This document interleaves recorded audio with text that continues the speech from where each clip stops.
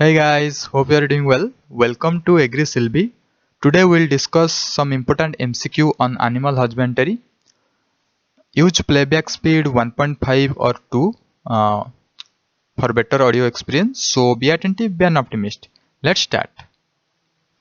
Sperm को कौन सा सेल नॉरिश करता है? Obviously सभी को पता है सर्टोली सेल्स होगा answer.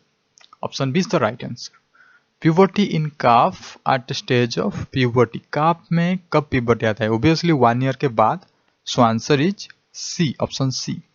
Corpus luteum starts to regenerate. Regenerate मतलब रिग्रेस, सो डीजेनरेट होगा. कॉर्पस ल्यूटियम कब डीजेनरेट होता है? ऑब्वियसली लास्ट स्टेज में होता है.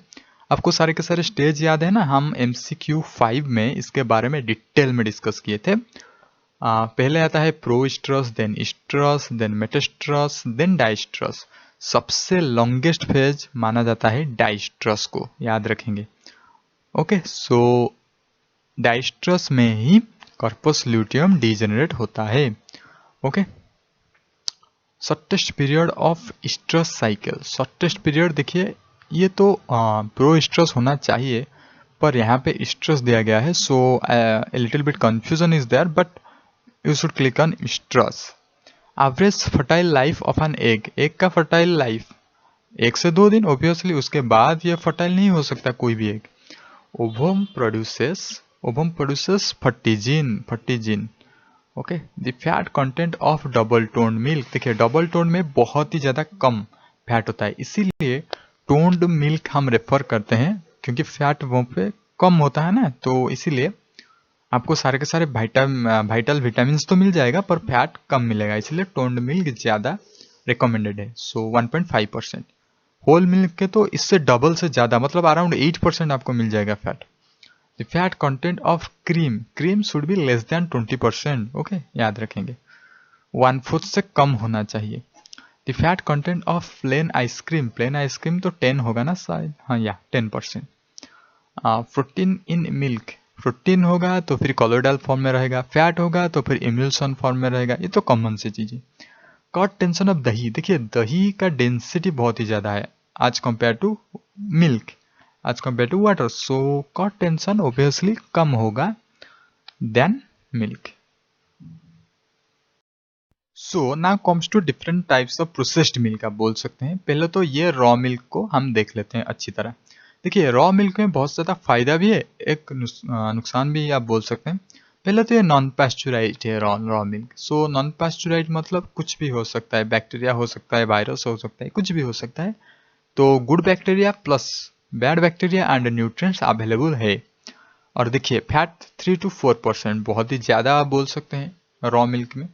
प्रोटीन एंड मिनरल्स भी आपको मिलता है. उसके बाद देखते हैं स्लोली हम मतलब एडवांस प्रोसेस की तरफ मूव करेंगे. पहले होल मिल्क देखते हैं, इसको हम पास्चुराइज कर देते हैं. देखिए यहाँ पे फैट कंटेंट बढ़ जाता है, क्योंकि थोड़ा सा मॉइस्चर कम हो जाता है, इसीलिए फैट कंटेंट बढ़ जाता है.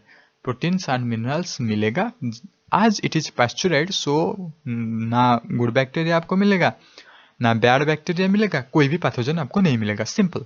Then comes to toned milk. Toned milk अभी हमने डिस्कस किया. टोन्ड मिल्क में अराउंड 1.5%, डबल टोन हमने डिस्कस किया था 1.5%, और टोन में आप बोल सकते हैं 3%, ऐसे आप बोल सकते हैं. ओके, ये पास्चुराइज है. देन स्कीम्ड मिल्क, जो कि बहुत ही एडवांस प्रोसेस मेथड है, जहाँ पे फैट देखिए 0.1%, मतलब ना के बराबर फैट आपको मिलेगा. और स्किम्ड मिल्क में आप फोर्टिफाइड कर सकते हैं विटामिन्स को, डिफरेंट विटामिन्स को आप डाल सकते हैं. ओके, एक one more important advance technology के बारे में देखते हैं, अल्ट्रा पास्चुराइजेशन, और आप बोल सकते हैं अल्ट्रा हाई टेम्परेचर पास्चुराइजेशन. ये होता क्या है? इसमें मिल्क को हम 280 डिग्री फ़ारेनहाइट फॉर 2 सेकेंड के लिए हम हीट करते हैं. सो क्या होता है, both good and bad bacteria मर जाते हैं. और ये हम क्यों करते हैं? क्योंकि मिल्क का लॉन्गेटिविटी बढ़ाने के लिए, मिल्क का सेल्फ लाइफ बढ़ाने के लिए हम ये सारे चीज करते हैं. So the time temperature combination in plate pasteurisation. देखिए प्लेट पास्चुराइजेशन का जो मशीन, जो इंस्ट्रूमेंट हम नेक्स्ट स्लाइड पे देखेंगे. सो वेट फॉर फोटोग्राफिक मेमोरी. यहाँ पे आंसर आप रख लीजिए 72 डिग्री सेल्सियस फॉर 15 सेकेंड, याद रख लीजिए. enzyme coagulated milk product is obviously enzyme coagulated milk product. You try to answer मैं आपको नेक्स्ट स्लाइड पे बताऊंगा. अल्ट्रा हाई टेम्परेचर अभी हमने देखा 200 समथिंग था ना, तो 145 डिग्री सेल्सियस. यहाँ पे आप फारेनहाइट को सेल्सियस में कन्वर्ट कर देंगे. प्रीवियस स्लाइड पे हमने इसके बारे में डिस्कस किया था. C/5 is equal to F-32/9. इससे आप कन्वर्ट कर सकेंगे. आस कंटेंट ऑफ ह्यूमन मिल्क बहुत ही कम, 0.2%, बहुत ही कम होता है आस कंटेंट. देन आता है lactose in milk exist in solution form. याद रखेंगे सोल्यूशन फॉर्म में लैक्टोज एग्जिस्ट होता है. Fat in separated milk is not more than 0.1%. देखिए जो सेपरेटेड मिल्क में फैट बहुत ही कम, नेग्लिजिबल अमाउंट में होता है. 0.1% आप बोल सकते हैं नेग्लिजिबल अमाउंट में. खोआ में मिल्क फैट बहुत ही ज्यादा होता है, मतलब मोर देन 20%. मतलब fat not less than 20%, means 20% से ज्यादा होता है milk fat. Solid not fat toned milk में कितना होता है 1.5 to 3% होता है fat. But solid not fat around 6% नहीं 8.5% होता है. याद रखेंगे 8.5% होता है. सो एंजाइम कोआगुलेटेड मिल्क जो कि पहले वाले स्लाइड पे था, एंजाइम कोआगुलेटेड मिल्क होगा. आंसर क्या होगा? चीज होगा. ये तो बहुत ही कॉमन सा चीज है. ये जो पिक्चर आप देख रहे हैं ये एक्चुअली क्या है? ये खोआ है. ओके, खोआ बहुत ही फेमस इंडियन ट्रेडिशन में हम इसको यूज करते हैं. मोर देन 20% फैट आपको मिलेगा यहाँ पे. एंड ये जो है ये प्लेट पास्चुराइजेशन टेक्निक आप बोल सकते हैं. ऐसे प्लेट है ना, plate pasteurization technique. Now these are very important questions. Lactic acid content in fresh milk देखिए बहुत ही कम, 0.1%. याद रखेंगे this is very less, 0.1%. Flavouring compound for butter में फ्लेवरिंग कंपाउंड क्या ऐड किया जाता है? Diacetyl. Option B is the correct answer. Paneer क्या होता है? Paneer obviously coagulated milk product होता है ना. पनीर को आप देखेंगे तो कोआगुलेशन आपको मिलेगा. बेटर क्वालिटी चना आपको मिलेगा काउ मिल्क से. याद रखेंगे कैटल मिल्क, काउ मिल्क से आपको मिलेगा. बेटर क्वालिटी खोआ मिलेगा आपको बफालो मिल्क से. इसीलिए बफालो मिल्क से खोआ आपको खाना चाहिए, काउ मिल्क से चना आपको खाना चाहिए. Then MBRT methylene blue reduction test, ये पास्चुराइज्ड मिल्क के लिए करते हैं, क्वालिटी टेस्ट करने के लिए. ओके, एफिशिएंसी टेस्ट करने के लिए. ऑप्टिमम टेम्परेचर फॉर मेकिंग दही, ये हमारे जो कॉमन टेम्परेचर है ना, normal temperature 24 degree Celsius around होता है ना, सो 22 डिग्री सेल्सियस ये होगा आंसर. ऑप्शन सी दही के लिए. जर्बेरा के बारे में हम देखेंगे नेक्स्ट स्लाइड पे कैसे होता है टेस्ट. और ये फैट टेस्ट के लिए हम करते हैं जर्बेरा मेथड. गुड क्वालिटी दही should have acidity less than, देखिए एसिडिटी कितना होना चाहिए?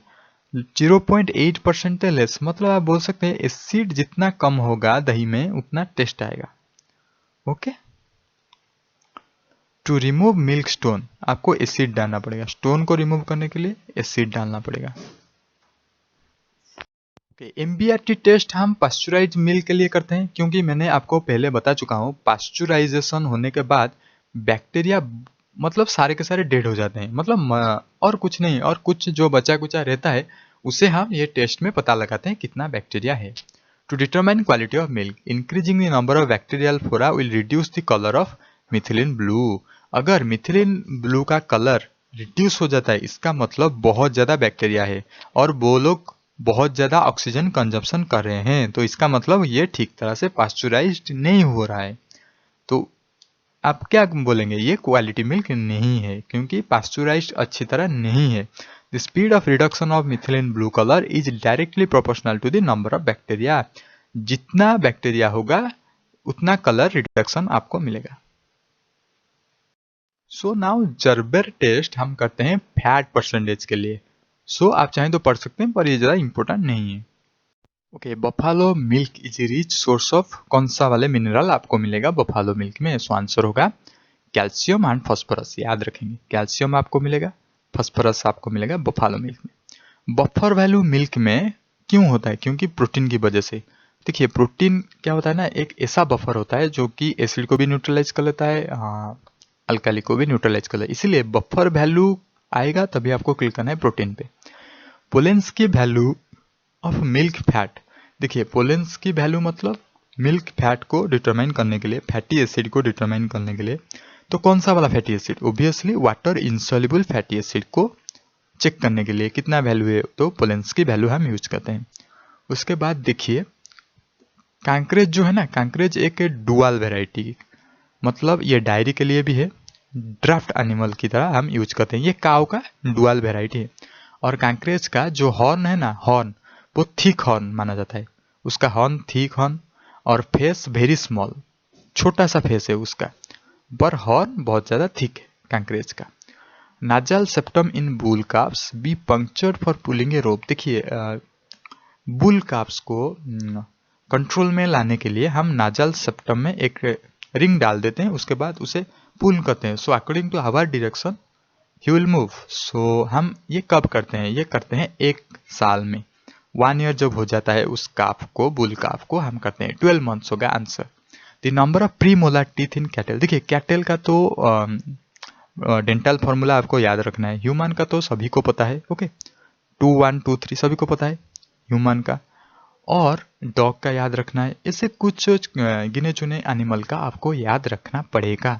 सो प्रीमोलार होता है 3 नंबर, तो 3 into 4, क्योंकि अपर प्रीमोलार होता है, लोअर प्रीमोलार होता है, लेफ्ट प्रीमोलार होता है, राइट प्रीमोलार होता है। डेंटल फॉर्मूला हम इसी तरह लिखते हैं ना, सो इसलिए 3 into 4 12 होगा आंसर। ओके, सो यहाँ पे आपके लिए फोटोग्राफिक मेमोरी है। सो यहाँ पे आपको सारे चीज याद रह जाएगा। जैसे पोलेंस की वैल्यू अभी हमने कहा कि फैट को एग्जामिन करने के लिए ये हम करते हैं। So water insoluble fatty acid, यहाँ पे आप देख सकते हैं कैसे करते हैं। उसके बाद डेंटल फॉर्मूला कुछ इंपोर्टेंट, जैसे कि काव गोट का याद रखना है, मैन एंड मंकी का याद रखना है, एलिफेंट का तो सभी को पता है, ये याद रखने की जरूरत नहीं है। शिप का थोड़ा याद रख लीजिए। जैसे कि मैन एंड मंकी मैंने बोला 2 1 2 3 याद रखेंगे, सो 32 टोटल नंबर। उसी तरह काव गोट का देखिए कहाँ कहाँ पे चेंज है। ये जो 2 है ना, ये 3 हो जाता है, और ये 3 ये सेम रहता है। उसके बाद ये 2 भी 3 हो जाता है, और ये 1 भी सेम रहता है। देखिए तो पहले में थोड़ा सा 1 इंक्रीमेंट होता है, दूसरे जैसा रहता है वैसा रहता है, तीसरे में थोड़ा सा 1 इंक्रीमेंट होता है, चौथे में जैसा रहता है वैसे। एक नंबर एनालॉजी के ऑर्डर में रहता है। सो ऐसे करके अगर आप याद रखेंगे तो कभी मत भूलेंगे। उसके बाद डॉग का तो याद रखना ही पड़ेगा।